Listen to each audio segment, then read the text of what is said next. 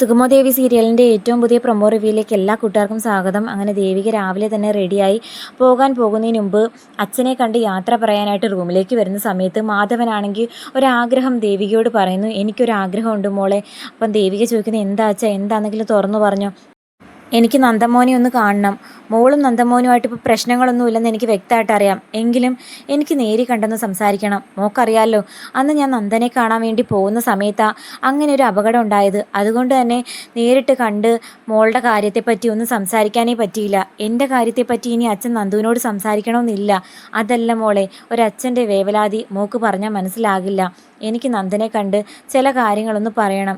അതേസമയം ദേവിയയ്ക്ക് വ്യക്തമായിട്ട് അറിയാം നന്ദനെ ഈ സമയത്ത് അച്ഛനെ കാണിക്കാത്തത് തന്നെ വൃത്തി. കാരണം നന്ദൻ്റെ പെരുമാറ്റവും അല്ലെങ്കിൽ അച്ഛൻ എന്തെങ്കിലും ചോദിച്ചു കഴിഞ്ഞാൽ നന്ദൻ എല്ലാം തുറന്നു പറയും. ആ ഒരു സാഹചര്യം ഉണ്ടാകണ്ട. ഇപ്പം വയ്യാതിരിക്കുന്ന സമയത്ത് നന്ദൻ്റെ ആ അവസ്ഥയും കൂടി അറിഞ്ഞു കഴിഞ്ഞാൽ അച്ഛനും അമ്മയ്ക്കും അത് താങ്ങുന്നതിനപ്പുറം വിഷമമാകുമെന്ന് വ്യക്തമായിട്ട് അറിയാവുന്ന ദേവിക അതിനൊരു സാഹചര്യം ഉണ്ടാക്കുന്ന തൽക്കാലം മാധവനെ പറഞ്ഞ് സമാധാനിപ്പിക്കുന്നുണ്ട്. ശേഷം ദേവിക പോകുന്ന സമയത്ത് ദേവിമോക്ക് നല്ല സങ്കടമുണ്ട്, നമ്മുടെ മുമ്പിൽ കാണിക്കുന്നില്ലെന്നേ ഉള്ളൂ എന്ന് രാധികയോട് പറയുന്നുണ്ട്. ഇപ്പോൾ രാധിക പറയുന്നു, നമ്മൾ അറിയാത്ത എന്തൊക്കെയോ പ്രശ്നങ്ങളുണ്ടെന്ന് എനിക്കൊരു തോന്നൽ മാധവേട്ടാ. അതെന്താ നിനക്ക് അങ്ങനെ തോന്നിയെന്ന് മാധവൻ ചോദിക്കുന്ന സമയത്ത് ഒന്നുമല്ല, ചന്ദ്രോത്ത് വീട്ടിനെയും അതുപോലെ നന്ദനെയും ചുറ്റിപ്പറ്റി എന്തൊക്കെയോ കാര്യങ്ങളുണ്ട്. എപ്പോഴും ദേവിമോളും ശാരികയും തമ്മിൽ രഹസ്യമായിട്ട് മുറ്റത്തിറങ്ങിയൊക്കെ നിന്ന് സംസാരിക്കും. അങ്ങനെ വല്ല രഹസ്യം ഉണ്ടെങ്കിൽ എന്തിനു മുറ്റത്തുനിന്ന് സംസാരിക്കണം? നമ്മൾ കേൾക്കരുതെന്ന് വിചാരിച്ചിട്ടല്ലേ? എന്തോ ഉണ്ട് എന്ന് പറഞ്ഞിങ്ങനെ ടെൻഷൻ അടിച്ച് നിൽക്കുന്നു. അതേസമയം നമ്മുടെ ഹരിയങ്കിളാണെങ്കിൽ പ്രഭാവതിയോട് തിരിച്ചും മറിച്ചും ഒക്കെ ചോദിക്കുന്നുണ്ടായിരുന്നു. ഹരിയങ്കിളിന് ഒരു കാര്യം ഉറപ്പാകുന്നു, നന്ദൻ പറഞ്ഞത് പൂർണ്ണമായിട്ടും സത്യമല്ല. ഇതിൻ്റെ പിന്നിൽ മറ്റെന്തൊക്കെയോ നടന്നിട്ടുണ്ട്. അത് നന്ദനും പ്രഭാവതിയും അറിഞ്ഞു വെച്ച് മറയ്ക്കുക എന്നുള്ള കാര്യം വ്യക്തമാകുന്നു. മാത്രമല്ല, സ്വന്തം മകനെ, അത് ഏക മകനെ കാണാതായിട്ട് ഒരമ്മ ആദ്യമൊക്കെ പരാതിയും കൊണ്ട് ഇറങ്ങിയെങ്കിലും ഇപ്പം മകനെ അന്വേഷിക്കാൻ പരാതി കൊടുക്കുകയോ അല്ലെങ്കിൽ മറ്റൊന്നിനും മുതിരുന്നില്ല.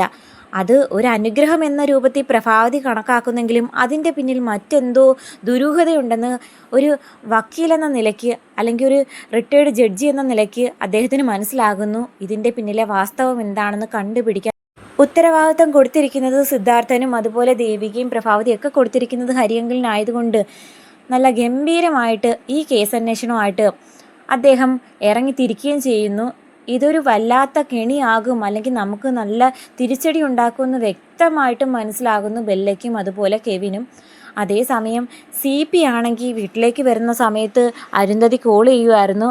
ആ സമയം അകത്തേക്ക് കയറുന്ന CP സ്റ്റെപ്പ് ഇറങ്ങി വരുന്ന ഋഷിയെ കാണുന്നുണ്ട്. പക്ഷേ ഋഷിയാണെന്ന് മനസ്സിലായില്ല. ആരോ ഒരാൾ അതുവഴി പോയി റൂമിൽ കയറി കതക് അടച്ച സമയത്ത് കള്ളനാണെന്ന് കരുതി നാട്ടുകാരെയൊക്കെ വിളിച്ചു കൂട്ടാനും പോലീസിനെ വിളിക്കാനും CP തയ്യാറാകുന്നു. അന്നേരം ഋഷിക്ക് മനസ്സിലാകുന്നു പോലീസ് വന്നാലോ അല്ലെങ്കിൽ നാട്ടുകാർ വന്നു കഴിഞ്ഞാലോ തൻ്റെ കള്ളക്കളിയെല്ലാം ഇതോടെ അവസാനിക്കും.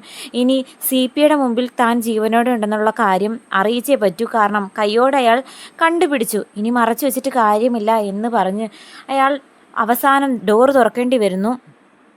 പെട്ടെന്ന് ഋഷിയെ കണ്ടപ്പോഴത്തേക്കും CP ആണെങ്കിൽ ഞെട്ടുന്നുണ്ട്.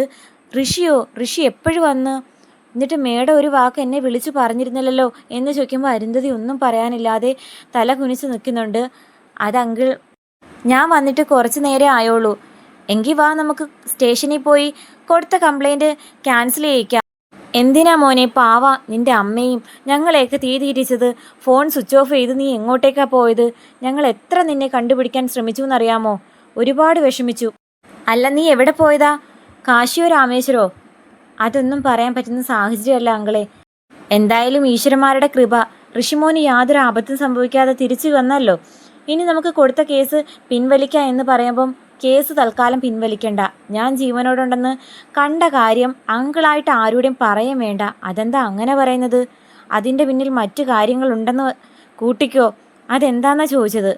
ഞാനെല്ലാം പറയാമെന്ന് പറഞ്ഞ് ഋഷി നടന്ന കാര്യങ്ങളെല്ലാം ഒന്നിനു പിറകെ ഒന്നായിട്ട് പറയുന്നു. എല്ലാം കേട്ട് CP ആണെങ്കിൽ അന്തം വിട്ട് നിൽക്കുന്നുണ്ട്. എന്നാലും മോൻ കാണിച്ചത് മണ്ടത്തരമായിപ്പോയെന്ന് ഞാൻ പറയൂ. ചന്ദ്രോത്ത് വീട്ടുകാരെ മോൻ അറിയില്ല.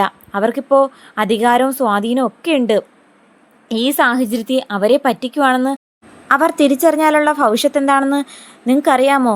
അരുന്ധതി മേഡം എന്താ ഒന്നും മിണ്ടാത്തേ എന്ന് ചോദിക്കുമ്പം അരുന്ധതി എന്ത് പറയണമെന്ന് അറിയാതെ പകച്ചു നിൽക്കുന്നു. അതേസമയം നന്ദനാണെങ്കിൽ വന്ന് സിദ്ധാർത്ഥനോട് പറയുന്നുണ്ട്, എത്രയും പെട്ടെന്ന് സ്റ്റേഷന് കീഴടങ്ങാം.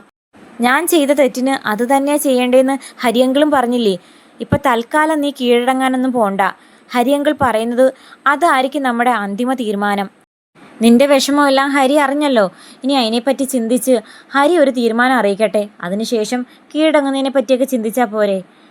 അല്ലേ പ്രഭ എന്ന് ചോദിക്കുമ്പം പ്രഭ അതേന്ന് പറയുന്നു. എങ്കിലും ഇങ്ങനെ പകച്ചു നിൽക്കുവാണ്. തൻ്റെ മകന് കീഴടങ്ങേണ്ടി വരുമോ, ഒരു കൊലപാതകി എന്ന നിലയ്ക്ക് ജയിലിൽ കിടക്കേണ്ടി വരുമോ എന്നുള്ള രൂപത്തിൽ ആകെ വിഷമിച്ച് നിൽക്കുന്ന പ്രഭാവതിയെ കാണിക്കുന്നു.